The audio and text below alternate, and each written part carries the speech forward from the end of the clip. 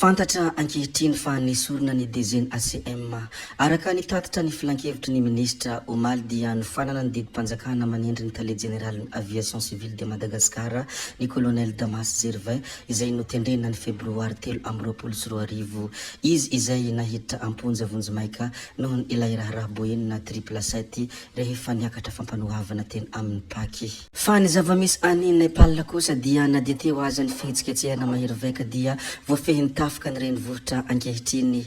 Betsaka ny zavatra izay asiantsika resaka ato anatin'ity video ity fa mialohany hidirantsika amin'izany zavadrehetra izany dia mbola entanina toy ny mahazatra foana ianareo aboneny chaîne-natsika ary asio zaiman'ny video indrindra azadiny ny mametraka ny komantera ndeha aloha hidirantsika vetivety izany fanaovana abonnement izany mialohany hirisoantsika amin'ny resaka zay ataontsika.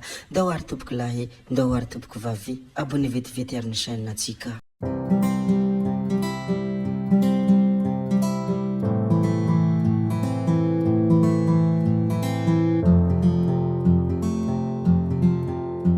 Ny resaka sy ny laza ny mikasika ireo mpilalao baolina kitra malagasy moa ny filoham-pirenena Rajoelina Andry. Atao izay hitazonana azy ireo eto Madagasikara tsy ho lasan'ny firenena any ivelany hoy Andry Rajoelina. Ezany ireo firenena hafa vidina daholo ny mpilalaontsika, aleo ataontsika izay hitazonana azy ireo eto Madagasikara mba ahafahana mahazo vokatra tsaratsara kokoa hoy Andry Rajoelina nandritra ny fametrahana ny vady fototry ny tribune any kianjan'ny CFF Andoharany Fotsy. Nampiatsiasa sady nanome toko moa ny filohan'ny republika ny hoe teo izao nisy mpilalao tadiavin'ny Seychelles vidina $100,000 aleo izaho no hividy azy dia mijanona eto izy ireo hoy hatran'ny filohan'ny republika raha nanambara ny mikasika ny mpilalao baolina kitra malagasy. Mazava moa ny tanjony ity filoham-pirenena ity dia ny hoe atao izay hitazonana ireo mpilalao baolina kitra malagasy eto Madagasikara mba tsy ho lasan'ny firenena any ivelany.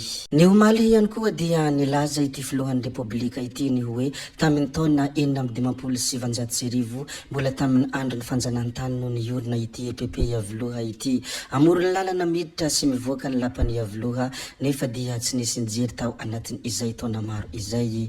Ravarava ny trano ary efa mila hirodana ny rindrina.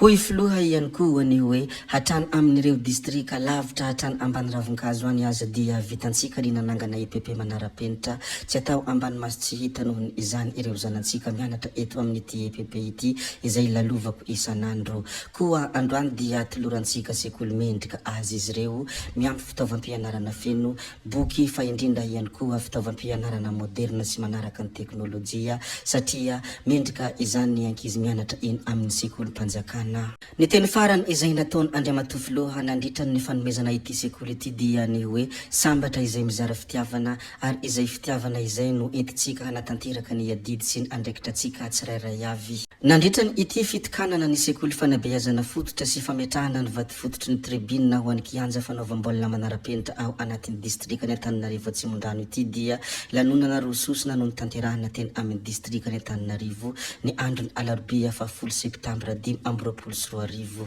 Araka izay efa voalaza teo moa dia fitikanana tamin'ny fomba ofisialy ny sekoly fanabeazana fototra eny Yavoloha ary ny fametrahana ny vady fototry ny tribune ho an'ny kianja fanifanana ara-panatanjahantena CFF na centre de formation du football Andoharany Fotsy. Nandritra ny lanonana izay nitanterahana teny antoerana moa dia Andriamatoa Filohan'ny Republika ny Madagasikara Andry Rajoelina no nitarika ny fotoana ary nanome voninahitra izany lanonana izany Andriamatoa General Ravalomanana Richard ilay filohan'ny antermiera Andoholona.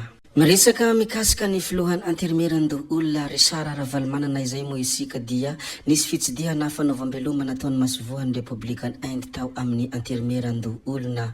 Ny andro ny alarobia 10 septambra 2024 dia nitsidika ara-pomba fanajana sy nanao veloma any Andriamatoa General Ravalomanana Richard ilay filohan'ny antermiera Andoholona teo amin'ny lapany anosikely ny Masvoan'ny Republika ny Inde izay miasa simonina eto a Madagasikara. Ny Masvoan'ny Republika Inde miasa simonina eto a Madagasikara Andriamatoa Bandarimo izay handao tsy ho ela any Madagasikara rehefa tapitra ny fepitao-piasany. Nandritra ny fionana dia nisy ny fanaovana jeritodika ny fiarah-miasa eo amin'ny Madagasikara sy Inde izay nisorany Andriamatoa Filohan'ny antermiera Andoholona manokana ny gouvernemanta indiana. Nirary ihany koa ny andaniny sy ny ankilany mba hitohizany izany fiarah-miasa izany hatrany.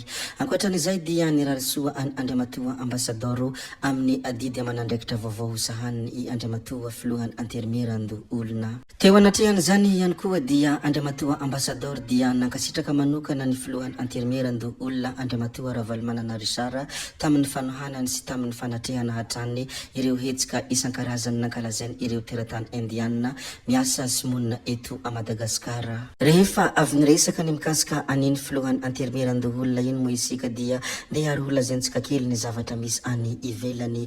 Tsy miafina amintsika itsony fa dia nisy fihetsiketsehana tao Nepal. Izany fihetsiketsehana izany moa dia vokatry ny tsy fitovian-kevitra, vokatry ny tsy fifanarahana, misy ny tsy fifanarahana amin'ny andaniny sy ny ankilany. Rehefa hita fa tsy mifanaraka ny mpitondra sy ny vahoaka dia tokony mifampihaino ary tokony mizaha ny marimaritra iraisana ihany koa. Hita fa tsy mifanaraka nefa dia tsy mifampihaino dia izao ny vokany. Tapitra may ireo borom-panjakana any Nepal. Saika may vokatry ny fihetsiketsehana tao Nepal avokoa ny tranony ireo mpitondra sy ireo borom-panjakana maro. Isan'izany ny parlemanta, ny tranony prime ministre sy ireo ministera. Ary fantatra ankehitriny ihany koa dia maherin'ny 700 ireo naratra ary 7 izao no voasambotra vokatra ity fihetsiketsehana izay nisy tany antoerana ity. Mpanakantorosy sady solombavam-bahoaka teo aloha, anisan'ny mpanaraka ny zavamisy eto a Madagasikara ary tsy vitan'izany dia mpanaraka ny zavamisy any ivelany maneran-tany ihany koa ity namana ity ka nilaza ny fanehoan-keviny izy miharatsy izao fiainana izao hoy mpanakantorosy na solombavam-bahoaka teo aloha. Indonezia, Nepal, Etazonia, eo koa ny ao Frantsa fa mahamahazo vahana ny herisetra.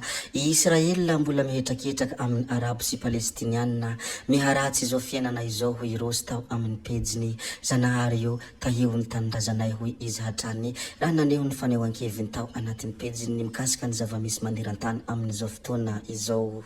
Io moa dia araka izay nolazaiko teo na dia eo azany tsy fitovian-kevitra na tahaky ninona azany tsy fitoviana dia tokony mahay mifampihaino ary tokony mahay mifampitsinjo ihany koa mba tsy ho tonga amin'ny zavatra toy izao. Efa betsabetsaka moa ny zavatra izay efa nasiantsika resaka tato anatin'ity video ity. Raha fitipitinina ireo rehetra izay efa voalaza dia nilaza ny mikasika ny filohan'ny Repoblika Andry Rajoelina moa isika izay nitokana ny sekoly fampianarana tany Iavoloha Andoharany Fotsy. Teo anatrehana zany ihany koa dia nitokana ny kianja manara-penitra tany antoerana izy ary nilaza ihany koa atao izay hatamana ny mpilalao eto antoerana satria misy ireo te hividy ny mpilalaotsika fa aleo zah hividy azy hoy ny filoha Andry Rajoelina. Tato ihany koa isika nilaza ny mikasika ny filohan'ny anterimerando olona Andriamatoa Ravalomanana Richard. Tsy latsa-danja amin'izany ny firaisantsika ny mikasika ny zavamisy any Nepal. Niresadresaka ihany koa isika ny mikasika ny DG izay nidoboka amponja vonjomaika ka hoy hoe betsaka ny zavatra izay efa voalazaka tsy valamparana intsony. Ajanona tsika hatreko ny videontsika ry tompoko vavy sy tompoko lahy koa dia mankasitraka anareo na vitanay ano hatramin'ny farany ary mbola manentana anareo foana ny mbola hanaraka ny video manaraka izay alatsaka hiatiny sesisesy zay fa tsy halavana ny resaka hametra beloma izay veloma vetivety amin'ny manaraka indray no manao ny misimisy veloma ary tompoko lahy veloma tompoko vavy.